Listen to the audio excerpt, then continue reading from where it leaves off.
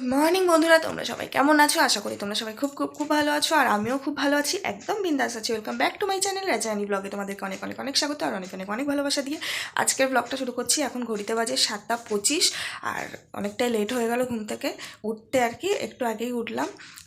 তো আজকে হচ্ছে 2 জানুয়ারি, বৃহস্পতিবার।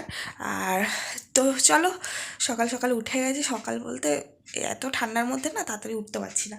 তো যাই হোক, এই ঘরের টুকটাক কাজ আছে, আর ওদিকে রান্নাঘরের তো অবস্থা বেহাল, ওগুলো সমস্ত কিছু ক্লিন করে নিই। আর এদিকে ময়লার গাড়িও বাসি শুনতে পাচ্ছি আসছে।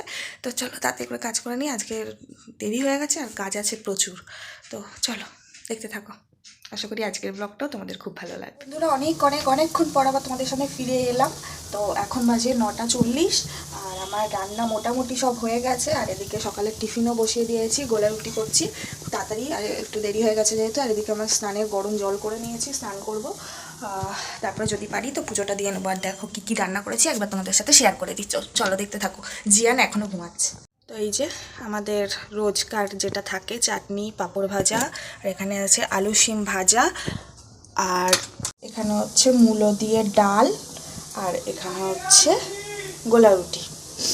ঘর দত্ত সব ঝাড় দিয়ে ক্লিন করা হয়ে গেছে, জামা কাপড় সব যেটুকু ছিল গুছিয়ে নিয়েছি। আর জিয়ানও মাঝে দুবার উঠেছিল, ফিট করে আবার ঘুমাচ্ছে।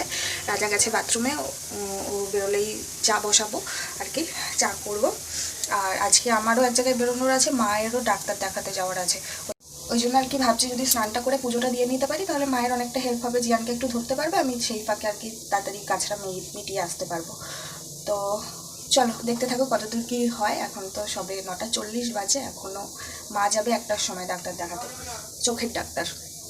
তো চলো দেখতে থাকো। তো আবারও অনেকক্ষণ পর আবার তোমাদের সামনে এলাম। এখন 11টা বাজে আর আমার পুজো স্নান পুজো সবই হয়ে গেছে, রান্নাও হয়ে গেছে, শুধু ভাত আর জিয়ানের ভাতটা করলেই হয়ে যাবে। আর জিয়ান একটু আগে ঘুম থেকে উঠলো, পুজো করতে করতে উঠেছে, তো ওকে এখন খাইয়ে দেবো। 11টা বেজে গেছে, অনেকটাই ওর সকালে এখন খাওয়াটা লেট হয়ে যাচ্ছে, তো ও যেহেতু দেরি করে ঘুম থেকে উঠছে। তো চলো এবার খাইয়ে দিই, আমিও খাইনি এখনও। এই যে চা ঢাকা দেওয়া আছে, এই যে রুটি, তারপরে এই যে চা ঢাকা দেওয়া আছে, আর জিয়ানের খাবারটা এই যে রেডি করেছি। চলো ওকে খাইয়ে দিই, আমিও খাবো, খেয়ে দে তারপরে কী করি দেখতে থাকো। রান্নাবান্না সমস্ত কাজ বাজ সেরে জিয়ানকে স্নান করিয়ে দিলাম, শ্যাম্পু করিয়ে দিয়েছি। কারণ কালকে আমাদের উৎসব আছে, কালকে থেকে ভালো এক্সাইটিং ব্লগ পাবে তোমরা। তো ওই জন্য কালকে আর সময় হবে না, কালকে পরপর 3 দিনই আর সময় হবে না, ওই জন্য আজকে শ্যাম্পু ট্যাম্পু করিয়ে ওকে স্নান টান করিয়ে রেখে এলাম। আর রান্নাবান্নাও সব হয়ে গেছে, ভাত নামিয়ে দিলাম, নামিয়ে বেরোলাম। 12:30 বাজে। ভেবেছিলাম কাছাকাছি অফিসিয়াল কাজটা মিটে যাবে, বাট ওখান থেকে ফোন এলো আমাকে একটু দূরে যেতে হবে। তো অলরেডি 12:30 বেজে গেছে, আমাকে আবার 1টার মধ্যে ফিরতে হবে, কারণ তোমাদেরকে সকালে বলেইছিলাম 1টার সময় হচ্ছে মা ডাক্তার দেখাতে যাবে।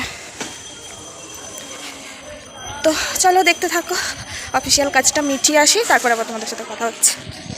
তাড়াহুড়োর সময় কোনো টোটো পাওয়া যায় না, কতক্ষণ ধরে হাঁটছি, টোটো পাচ্ছি না। তো চলো দেখতে থাকো। না বন্ধ হলি, জিয়ান খাচ্ছে। তো বাড়ি চলে এসেছি অনেকক্ষণ আগেই, এবার এই যে খাওয়াচ্ছি জিয়ানকে, আর মায়েরা বেরোবে, ওরাও রেডি হয়ে গেছে, এবার বেরোবে, মানে মাসিরাও যাবে, ওই জন্য একটু ও মাসি দাদা একজন ও আর কি ফোন করে বললো একটু দেরি আছে, ওই জন্য ওরা দাদা স্নানে গেছে আর মা ভাত খাচ্ছে।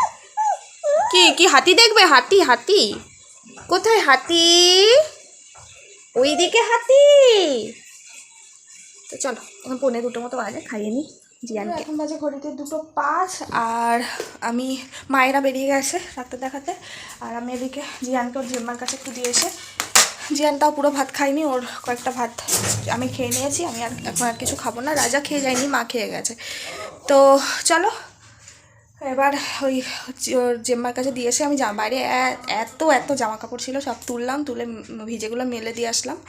তো আর বিছানার অবস্থাও খারাপ, এগুলো একটু গোছাবো, আর লাকিকে খেতে দেবো, খেতে দিয়ে কয়েকটা বাসন আছে বেসিনে, ওগুলো মেজে নেবো তাড়াতাড়ি করে। আর জিয়ানের প্রচণ্ড জোর ঘুম পেয়ে গেছে, ও থাকতেও চাইছে না।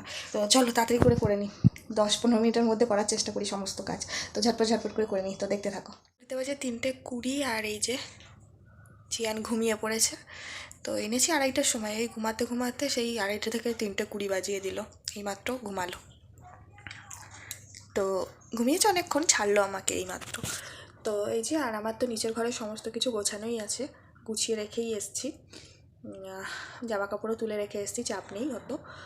ভাত তো আমি জিয়ান যেটুকু খাইনি ওটুকু খেয়েছিলাম, আর এখন ইচ্ছা করছে না বিশেষ কিছু খেতে।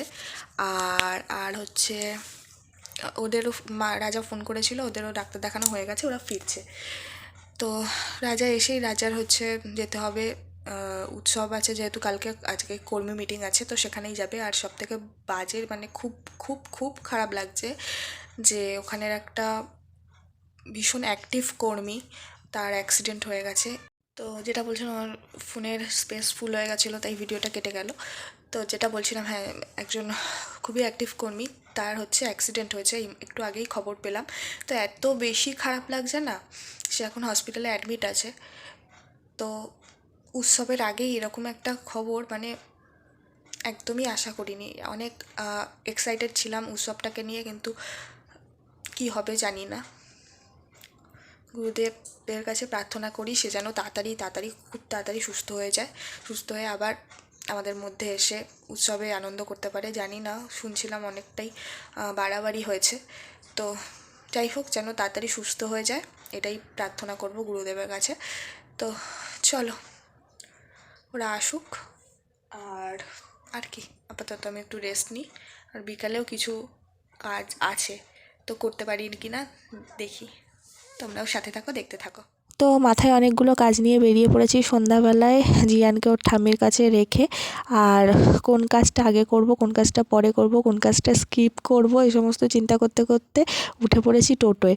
আর চিন্তা হয়, কারণ জিয়ানকে নিয়ে বেরোনো একরকম, জিয়ানকে রেখে এলে কান্নাকাটি করছে না কি করছে, এই চিন্তা আমার মনের মধ্যে ঘুরতে থাকে। তো চলো দেখতে থাকো কোথায় গেলাম না গেলাম। বন্ধুরা, বাড়ি চলে এসেছি, গিয়েছিলাম একটু হাটে, ওখানে গিয়ে আর তোমাদের সাথে কিছু শেয়ার করিনি, কারণ খুব তাড়াতাড়ি করছিলাম, কারণ জিয়ানকে রেখে গিয়েছিলাম। তো হাটে যাওয়ার উদ্দেশ্য ছিল একটু অফিসিয়াল কাজে যাওয়ার। তো সে অফিস বন্ধ ছিল, পার্টি অফিস, তো তাই জন্য ওখান থেকে কাছেই। তো আমি ভাবলাম যে যাবো করে যাওয়া হয় না, ঘুরে আসি, একটু দরকারও ছিল হাটে যাওয়ার। তো মায়ের জন্য কিনেছি দুটো শাড়ি, মা আর কি আমাকে টাকা দিয়ে রেখেছিল, যে মায়ের যেহেতু যাওয়ার সময় হয় না, আমি বলেইছিলাম। তো কিনে নিয়েছি দুটো সুতির ছাপা। এই যে দাদা, ক্যাটলগটা দেখাই, ক্যাটলগে বুঝতে পারবে কিনা জানি না। এই যে ছোটো ছোটো প্রিন্ট করা ভেতরে, আর অ্যাশ কালারের বর্ডার। এটা ঠিক পিঙ্ক না, এটা কেমন কালার বলবো, পিঙ্ক, লাইট পিঙ্ক না, এটা একটু ডিপ পিঙ্ক। আর ভেতরেই অ্যাশ আর হলুদের এরকম বুটি বুটি বুটি বুটি করা সারা শাড়ি, সুতির শাড়ি যেরকম হয় আর কি। তো এই একটা, আর এইটা বাটিক প্রিন্ট টাইপের। এই যে ক্যাটলগটা দেখতে পাচ্ছ, সেম এরকমই আছে, বাটিক প্রিন্ট। তো কেমন হয়েছে অবশ্যই জানিও। আর এনেছি মায়ের জন্য একটা চেন, মানে আমার শাশুড়ি মায়ের জন্য একটা এরকম চেন।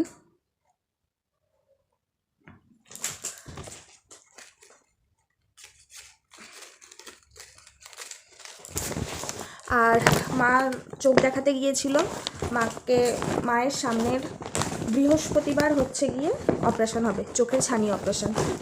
তো ওটা নিয়েও একটু টেনশানে আছি। কিছু কাগজপত্র ডকুমেন্টস জেরক্স করা ছিল, সেগুলোও করে আনলাম আর কি, একবারে গিয়ে বেরোনো তো হয় না চট করে। এই যে আমার জন্য কিনেছি একটা এরকম মঙ্গলসূত্র, এই যে মঙ্গলসূত্র।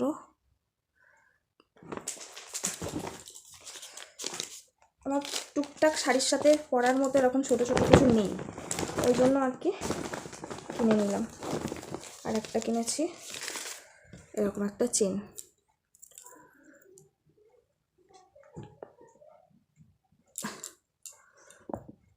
এই যে এরকম একটা লাভ শেপের লকেট আর একটা চেন। তো কেমন হয়েছে অবশ্যই জানিও, সবকটা কেনাকাটা। আর জিলাপি আর কাঠি গজা কিনে এনেছি, নিচে আছে রাখা। আর হচ্ছে ছেলের জন্য হচ্ছে এনেছি পাঁপড় ভাজা, আঙুলে পাঁপড় ভাজা যেগুলো, ওইগুলো। তো চলো এগুলো রেখে চেঞ্জ করে নিচে যাই, দেখতে থাকো ব্লগটা। তো বন্ধুরা, এখন বাজে ঘড়িতে 11টা 15, আর আমরা এই খাওয়া দাওয়া করে খাওয়া দাওয়া করে এলাম শুতে, আর ছেলেটা এসি চালাচ্ছে বারবার। তো এই আর কি। আর রাজা তো সেই দুপুরে না, সন্ধ্যাবেলা মাকে ডাক্তারের ওখান থেকে দিয়েই সোজা উৎসবের ওখানে চলে গিয়েছিল। উৎসব আমাদের পাড়াতেই হচ্ছে এবার, প্রত্যেকবার তো ভবনে হয়, তোমরা তো দেখেইছো। আগের বছরের ব্লগ দেখলে অবশ্যই জানতে পারবে যে আমাদের উৎসব কেমন কি হয় না হয়। আগের বছরে অবশ্য সেভাবে আমি যেতে পারিনি, জিয়ান তখন অনেক ছোট ছিল। তো এবছরও চেষ্টা করব, জিয়ান এখনও ছোট, এখনও বড় হয়নি, তবুও প্রত্যেকটা যতটুকু আমি যাব অবশ্যই তোমাদের সাথে শেয়ার করার চেষ্টা করব। তো আর একটা কথা যেটা কালকের ব্লগে বলেছিলাম যে এতদিন কেন ব্লগ দেইনি আমি, কারণ মন মেজাজ ভীষণই খারাপ ছিল। হঠাৎ করে মাথার ওপর বাজ ভেঙে পড়ার মতো কিছু কিছু ঘটনা ঘটেছিল, মানে নিউজ এসেছিলো। উফ, যেটা হচ্ছে রাজার শরীর খারাপ। তোমরা তো লাস্ট অবধি দেখেইছিলে যে রাজার শরীর খারাপ ছিল। তো লাস্ট দিন এখানে ডাক্তার দেখিয়ে বলেছিল যে যা যা কথা বলেছিল সেগুলো শুনে আমার মানে আর মানসিক অবস্থা এমনই ছিল যে ক্যামেরা ধরে ব্লগ করব সেটা। আর বলেছিল যে ওর হেপাটাইটিস বিটা অবশ্যই ভয়ঙ্কর রোগ, ওর তো হেপাটাইটিস বি হয়েছে। তো কিন্তু উনি এমনই বলেছিল, জিয়ান, খুবই ভয় পেয়ে গেছিলাম যে ওর খাওয়া দাওয়া পুরো সব বন্ধ করে দিতে হবে, নুন ছাড়া চিনি ছাড়া, শুধু সেদ্ধ খেতে হবে, এই সমস্ত অনেক কিছু বলেছিল, যেগুলো একবারেই ভুল কথা। তারপরে এমন একটা টেস্ট দিয়েছিলেন উনি যে সেটা হেপাটাইটিস বি এর একদম লাস্ট স্টেজে গিয়ে যে টেস্টটা দেওয়া হয় সেইটা উনি ফার্স্টেই দিয়ে দিয়েছিলেন। তো সেই টেস্টটা দেখেও আমরা প্রচণ্ড ঘাবড়ে গিয়েছিলাম। তো এইসব নানা কারণে, তারপরে তার মাঝখানে জিয়ানের শরীরটাও খারাপ করেছিল, এইসব নানা কারণে আর কি আমার একদম মানসিক অবস্থা খারাপ হয়ে গিয়েছিল, যার কারণে আমি ব্লগ আর পোস্ট করিনি। অবশ্য তার মধ্যে যখন ও এখনও কলকাতা লিভার ফাউন্ডেশনের ট্রিটমেন্টে আছে, তো ওখানে অনেকটা ওষুধ খেয়ে ও রিলিফ পেয়েছে, অনেকটা ও সুস্থও হয়ে গেছে। কিন্তু এটা যেহেতু লং টার্মের একটা অসুখ, এটা ওষুধ খেয়ে যেতে হবে, তো এখনও ওষুধ কন্টিনিউ খাচ্ছে। বাট এখানের থেকে যেরকম ভয় দেখিয়ে দিয়েছিল যে ভীষণই ভয়ঙ্কর একটা রোগ, এমনই ভয় দেখিয়েছিল যে ও আর কয়েক ধাপ পরেই মৃত্যুর দিকে এগোচ্ছে, এরকমও ভয় দেখিয়ে দিয়েছিল। তো যাই হোক, সেই সমস্ত কিছু নয়, ও এখন ভালো আছে, সুস্থ আছে, ওষুধ কন্টিনিউ চালিয়ে যেতে হবে। তো ভগবানের কাছে এটাই চাওয়া, যেন সুস্থ থাকুক, ভালো থাকুক। আর এটাই ব্যাস, এই সমস্ত কারণেই মানসিক অবস্থা খারাপ ছিল। তো আস্তে আস্তে সব কিছু ঠিক হয়েছিল, স্বাভাবিক জীবনে ফিরেছিলাম। কিন্তু ওই ব্লগটা যেহেতু মাঝখানে গ্যাপ পড়ে গেছিলো আর কন্টিনিউ করা হয়নি, তো তাই ভেবেছিলাম একবারে 2025 থেকেই শুরু করবো। তো 2025 থেকে শুরু করেছি। সাথে থাকো আবার আমাদের, অবশ্যই তোমাদের ব্লগ ভালো লাগবে। তো আজকের মতো tata, bye bye, good night.